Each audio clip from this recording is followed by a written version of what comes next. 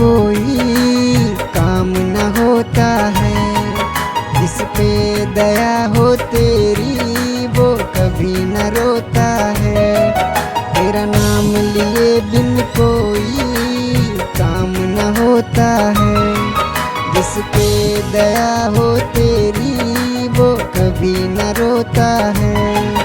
दुखियों का दुख हरता है, तू करता सबका उद्धार है। हे गणराज जगत में तेरी महिमा परंपार है। हे गणराज जगत में तेरी महिमा परंपार है।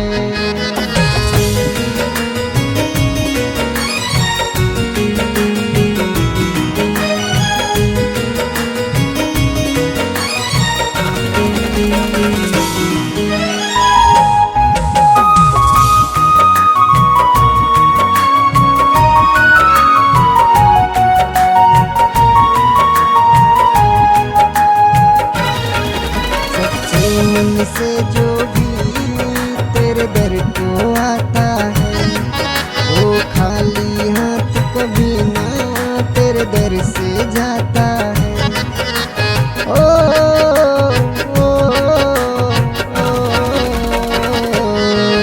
सच्चे मन से जो भी तेरे दर को आता है, वो खाली हाथ कभी ना तेरे दर से जाता है।